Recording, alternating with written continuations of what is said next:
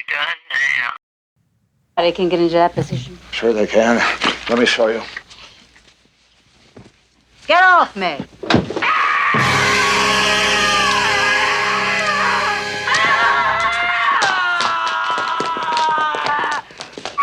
Bobby! He's attacking her!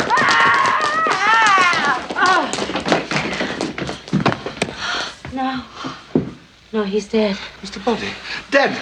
Again. Oh, my God. She's going to faint. Sonny, catch her! I'll catch you. Fall into my arms. Sorry. You've got blood on your hands. I didn't do it! He's got new injuries. Well, he's certainly dead now. Why would anyone want to kill him twice? Seems so unnecessary. That's what we call overkill. What we call psychotic. Unless he wasn't dead before. What's the difference? That's what we're trying to find out. We're trying to find out who killed him and where and with what.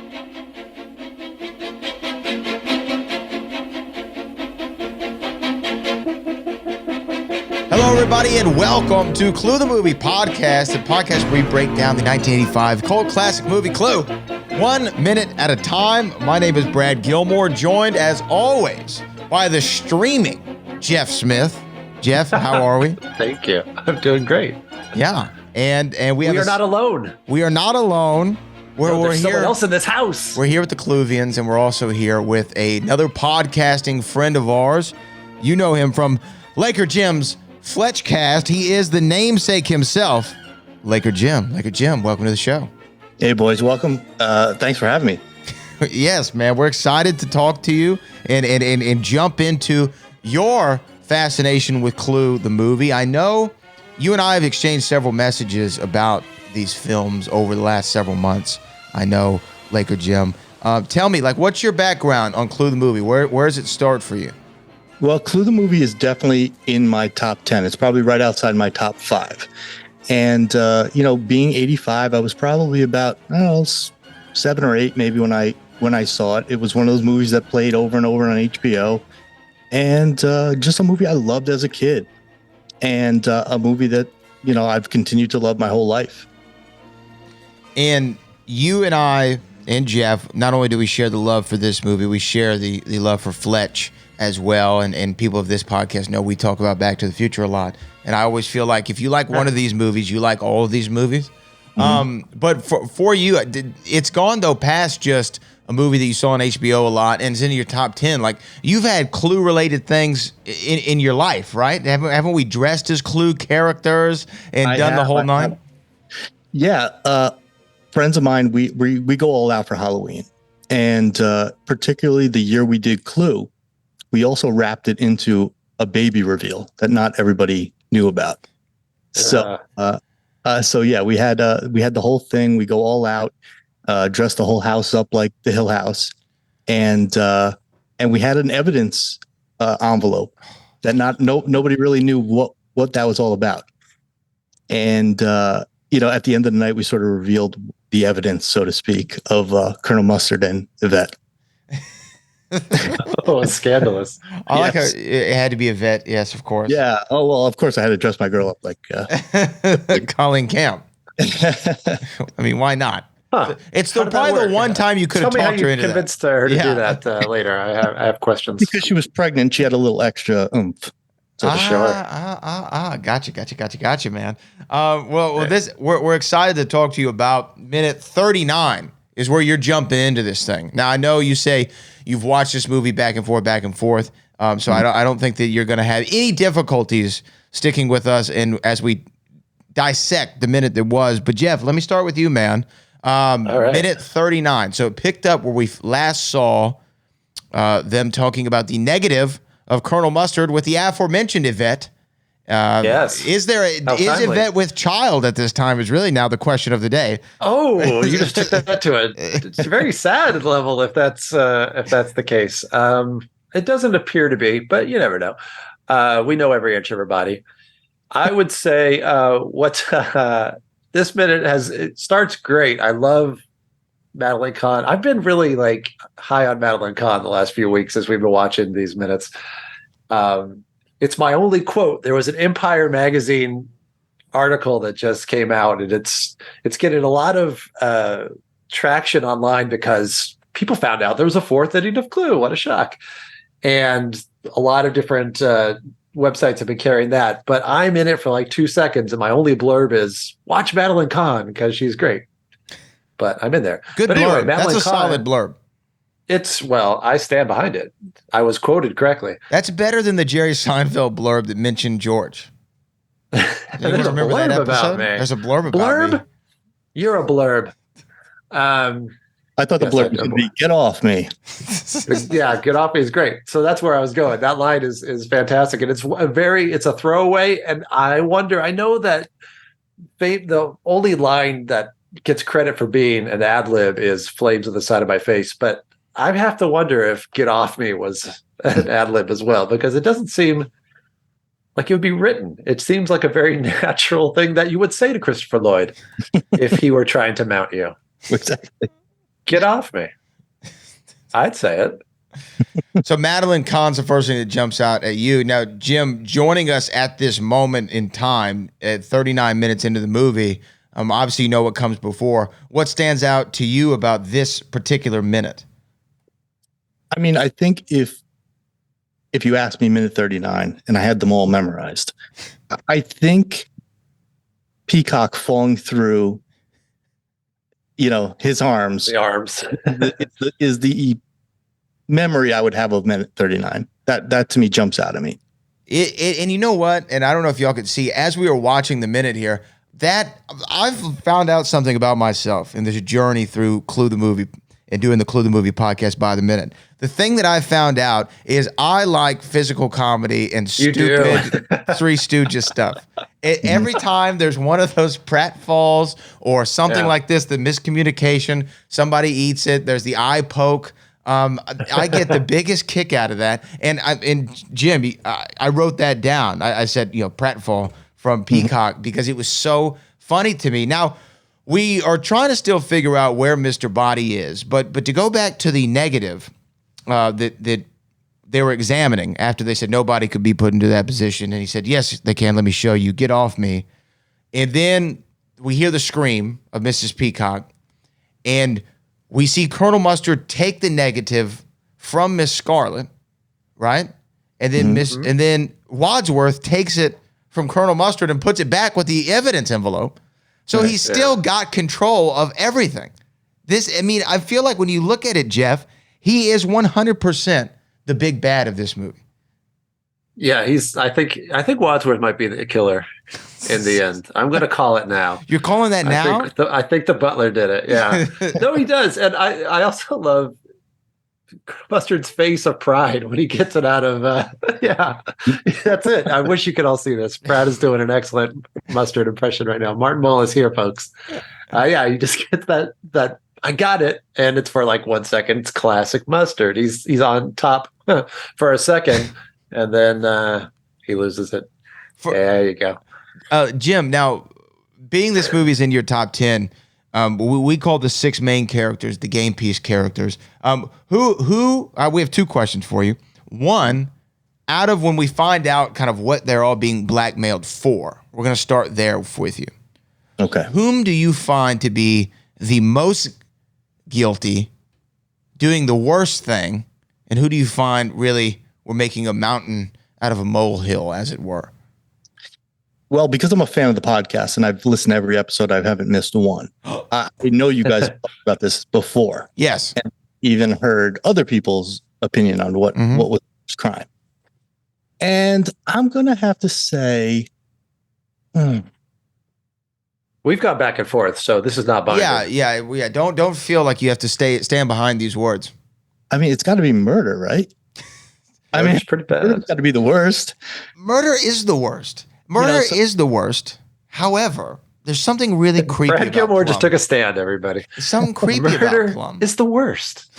No, Plum's pretty bad too. Sure. And then he becomes a murderer, depending on. But we're talking about before that. So right up until now. Mrs. White. Mrs. White. Miss White, who killed her husband, right? She's killed a few people, as far as we know. She's pretty nonchalant about it too. Yeah, I guess I'm going to say her. This one. That's who we've gone back and forth on. It's gone back, I think, correct me if I'm wrong, Brad. It's been Plum and White. And White. Yeah. It's been Plum and White. Now, who is your favorite of the 6 game piece characters? Because, again, for me, even though he is the worst, in my opinion, Professor Plum being Christopher Lloyd, I have an inherent bias towards. Like, I love Christopher Lloyd. How can you not? Being Doc Brown. Do you have a favorite of the 6? Colonel Mustard is my favorite. Yeah? Nice. Definitely Colonel Mustard. Why? That's who I was when we played him on Halloween. That's who I dressed up as. And in getting into that character, that was really fun. Because he's kind of like he's kind of like adults. He's kind of like a clueless, yeah.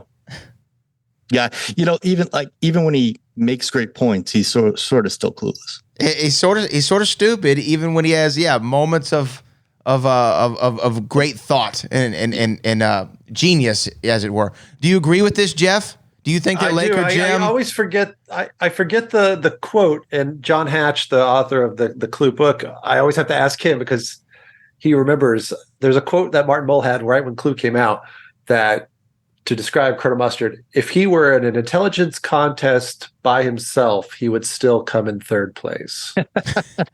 That's how Martin Mull describes Colonel Mustard. So yes, I agree that he is very fun. But see, I also bring attachment from other movies. So I think you like Plum, Brad, because Back to the Future.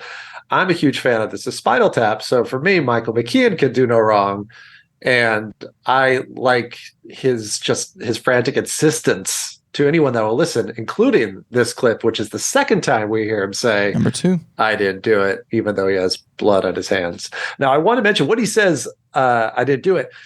The shot is framed so well that you can see the candlestick above the door. And I don't know about you guys, the very first time I saw it, I didn't see it. When it finally drops, and then I felt super dumb because when you watch it again and again and again and again, the framing is so obvious. There's so much headroom on Wadsworth as he's standing in front of the bathroom that of course it's right there, but somehow we missed it. So it's a great physical joke that's about to happen next week. So yeah, we'll get to. But Jim, did you notice it like early on, the candlestick, or was it? I mean, I know you saw the movie a long time, when you were younger. No, it's not something I ever noticed. And I did always sort of wonder how it got up there. This is the real mystery of this Somebody's podcast. tall. Yeah. This is Brad. This is when Brad gets crazy. No, but I literally have thought about this forever, and I have no clear explanation of how it's gotten up there. But the only thing that we can do is figure out who. So, okay, we know Miss Scarlet receives the candlestick initially. Okay, we're trying to follow the chain of custody here. But then when everything goes awry, they run into the cook, what have you. Things can get mixed up. But Jeff, to bring it back to Annette, when you do this, do you know what? I don't know if you know where I'm going with this. Now, have we seen the rest of the movie, or have we only seen up to minute 39? I mean, we've seen the whole movie. We've seen the whole movie. I assume everyone's seen the whole movie. It shouldn't be a shock. We know who killed Mr. Body and put him in the bathroom. It's a vet. It's a vet, right? So she clearly was trying to hide the evidence of what she did to him. But how did she get it up there? How did she get it up there? How did she drag him in there? And how did she prop him up so that when the door gets opened, he falls on whoever? Like, I think if I were hiding someone in the bathroom, I would at least set him up in the sitting position. So if you open the door, you'd be like, oh goodness. My bad. I think what you got to, probably what she did, she pushed him in, slammed the door, and his momentum hit he fell forward. Yeah, that had to be. So how many bathroom doors did the door, when you open it, go towards you? I can't think of any bathroom door. Now, also, why did she have to get rid of the body? Why did she have to hide the body? To create confusion. It worked. So here's my grand theory. I like it when there is an answer. Here's my grand theory. I do think what Laker Jim is saying is accurate, but I do not think that she worked completely alone. Now, in minute 37, if memory serves me correct, or it could have been 38, but it's either 37 or 38, we spent quite some time pontificating on the whereabouts and the delay of the arrival of Miss Scarlet back in the Yes, we did.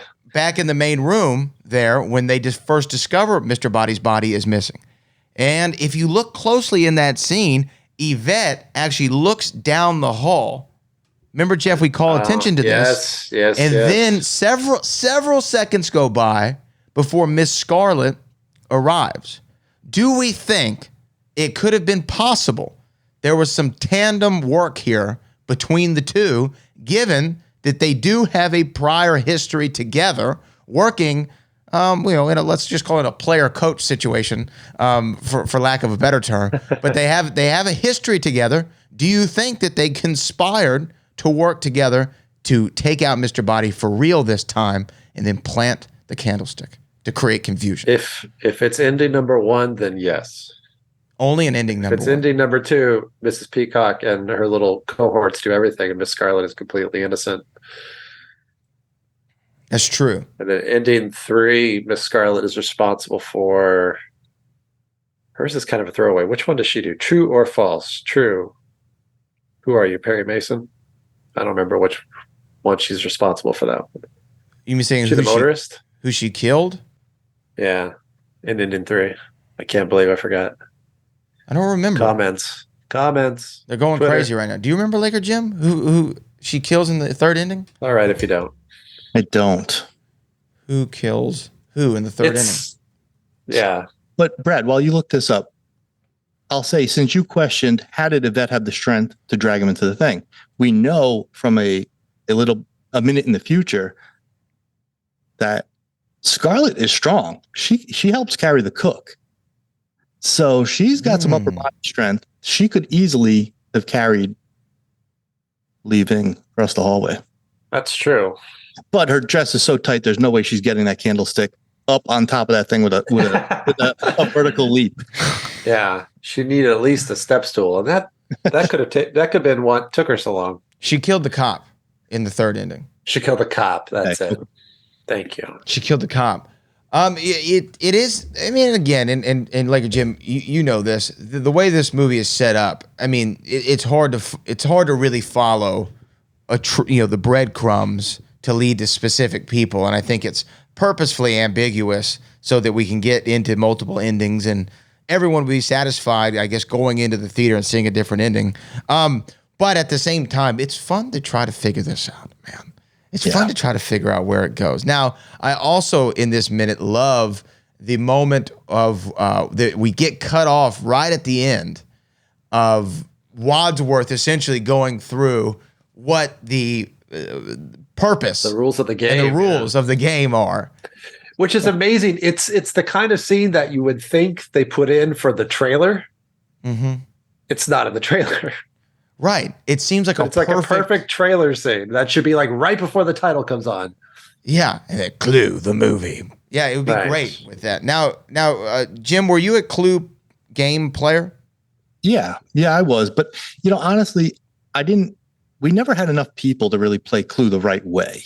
I always played Clue with another person, or you really need multiple players because, you have somebody creating the mystery, and then, you really need extra players to play. Now, let's merge our two worlds together momentarily. If Clue the movie were to have featured Chevy Chase, which character is Chevy Chase playing in Clue the movie? So you got to take one actor out and replace him with Chevy. Chevy, oh God, he could. Ooh, yeah, this is hard. He'd be a good Mr. I thought I knew, then I just messed up. He'd be a good Mr. Green, because of the pratfalls and things like that. When the table. Yeah. But he could be he could be a good Plum. He'd be a great Mustard too. Yeah, I was going back and forth between Mustard and Plum, depending on which Chevy you want. Because if it's like Griswold, Chevy, that's mustard. Yeah, And if it's pervy Chevy, it's maybe that's Caddy. plum.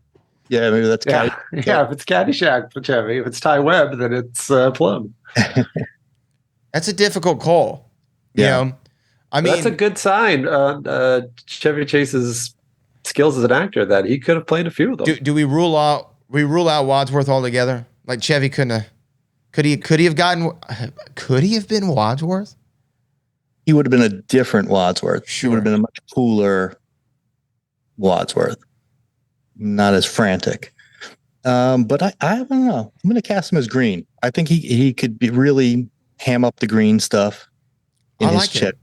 Yeah, I like him as green. That's actually a great call, Jeff. I know, you're a big McKean I can guy, see that. but I see that. I know. And guys, let me just tell you, you blew my Clue world away when you came up with the idea that Mr. Green is not Mr. Green. I never thought that before. If I've taken anything from the hours and hours of listening to this podcast, I can't stop thinking about that that's not the real Mr. Green. That was genius. And I think that we've all, as a Clue community, come around this theory. And Jeff, you and I came across this idea, and it's even then subsequently we found clues within the movie and subsequent movie properties to kind of confirm this in some ways, correct? Right. Yeah. When I saw it on stage a few weeks ago in Boston, they had about 6 different endings where everybody was guilty at some point. And when they got to Green as the FBI agent, he flat out said that he was not the real Mr. Green. And I stood up and went, I knew it. And all the old people looked at me and went, oh, it's the guy from the podcast. Yeah, the podcast guy, exactly. They knew it immediately. So that's canon. You guys made that canon. I think that's canon. You know what? I hate doing it, but I think I might owe Jonathan Lynn another email.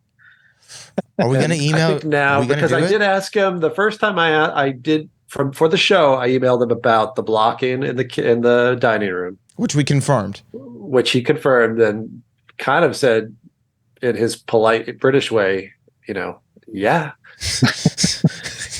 good job, idiots. Took you 40 years. So I'm afraid of what he's going to respond with this time. Well, I think that the Mr. Green. Leave me alone. I did your interview 5 years ago. Would you just leave me alone, madam? You are now blocked. But I think that we can get full confirmation on this not being the real Mr. Green, because to me, Jim, the biggest thing that stood out to me and that confirmed it was how he outs himself, for lack of a better term, to Wadsworth or to the whole room before Wadsworth reads the evidence. And then Wadsworth, who has a full page to go over, completely skips over it and moves right along. Yeah. It's just, to me, that was damning. That was very damning. Is that what he's referring to when he says he was a plant? Was he planted into this situation? Yeah. And then that's pretty obvious too. That I mean, I don't think it's, well, definitely in the third inning, it's not him. But I wonder if it's not him in any of them. It's just not important. We just don't see that part as the audience. Right. He went home that night and went, oh, I didn't even need to be there, really. But that's cool. Okay, well, are you committing to this, that you're going to email Jonathan Lynn? Is this confirmed? Yep. Now, Laker Jim, if you're gonna get blocked, this is what you want to get blocked asking. This is the last one I really, really, really want to know. I mean, what else is there? I mean, there's nothing else really you could ask him at this point. Well, we better figure it out soon, because if I can put them all in one email, that might be better. That might be better. And let me just jump in right here. It's so amazing that you guys have this outlet to ask him these questions. That's something we don't have for Fletch. Everybody really associated with Fletch and the creation of Fletch is no longer with us. Yeah. So we really like the deleted scenes, things like that. We have Michael Ritchie's not with us. We have nobody that's really could answer those questions. So it's really amazing that it's really incredible that you guys have that outlet. Even if sometimes he says no idea, at least you have somebody to ask. It's true, because at least he does say there's no idea. That was the nicest surprise about the whole journey with the documentary, and this as well, is that they all could have said, well, usually people say nothing, because there are some documentaries I've tried to start and they didn't go anywhere because, crickets on the other side. I just had emailed a pretty big director from the 80s just last week, and his person got back and said, no, good luck. But that's life in the burbs. There you go, man. Well, hey, Laker Jim, we want you back next week to talk about minute 40, of course. But before we wrap, you are the proprietor of Laker Jim's Fletchcast. You are working on a new season. Can you tease anything? I don't want you to spoil anything for the people, but can you tease anything as what we can expect for this next season? We can tease. It's not as big a tease as when the streaming of Cluedo documentary is coming out. That's Oh my gosh. The biggest tease. Maybe that's already been revealed. I don't know, but I'm on last week. Yeah. But yeah, we have a great upcoming season, sort of like lots of unsolved mysteries surrounding the Fletch world. We talked to Chevy Chase. We talked to Dana Wheeler Nicholson. We talked to Tom Scott, who was the original composer of the music, and he's going to let us hear that, which is the first time anyone's going to hear that. So we got a lot of exciting things coming up. Finding the time to edit these episodes is the issue, because it's time consuming. It's 10, 12 hours of editing for me per episode, but it's worth it because totally. I'll tell you this, the way I discovered your podcast is because while I was in the middle of finishing the Clue documentary, I was looking for other movies for the next one. And as a fan of Fletch, I went, oh, I wonder if anybody's done anything with Fletch. And then I found your podcast, went, oh, they got it. Well covered. It's all right there. There's nothing I need to add to this at all. So if you are a Fletch fan, you don't have to wait for anything, everybody. It's there. And one thing that's pretty cool is they're coming out with a new Fletch and Fletch Lives DVD. And they reached out to us to consult us on the commentary. So that made us feel like we kind of like we're legit. You're the experts. Kind of legitimate, like made us legit. So that was really cool to be a part of that. And I think that's coming out soon. That is cool. I did not know that. That is awesome, man. Congrats on that. That's huge. Yeah. And and honestly, it's because, and I don't even know if either one of y'all know this, but it's because of the Laker Jim Fletch cast that the Clue documentary got on my radar from something on social media between the two of your accounts. And then I cold emailed Jeff Smith and said, come do an interview. And then now look at this. Over a year later, we're still doing this crazy podcast. And you guys mentioned the Fletchcast on that interview. We did. Which is how I found you guys. I mean, like I was listening. I was a fan. I was blown away. I couldn't believe to tell the guys that we just got mentioned on it. It's a small world. Well, I think that's the first time I heard. I think Brad said it even before we started recording. Then he said it to get on the show, and then he said it today. There's if you like Back to the Future, you probably like Clue, and if you like Clue, you probably like Fletch. And here we all are in one spot right now. It's like the Holy Trinity coming together. Representing. Collide. Worlds collide. What? The world of 1985 cinema is about to explode. It is, man. It is. All these years later. Laker Jim, thank you for joining us on this edition. We can't wait to have you back next week to talk about minute 40 of this illustrious movie. And since the announcement's been announced, Jeff, remind the people where they can stream and when they can stream and how they can stream. They can stream. It's on Screambox starting August 8th. But I did see, no one told me, I found it myself, as usual. It's available for pre-order to own, downloadable on iTunes and Amazon Prime. There you go. It's here. Who done it? The Clue documentary. August 8th. Oh, look at you. Look at that. I had it right in front of me. Holding it right there. August 8th. And we'll be back next week with Who Done It? The Clue documentary. That's it. The, not the. And we'll be back next week with Laker Jim, Jeff Smith, and myself, Brad Gilmore, on minute 40 of Clue the Movie Podcast.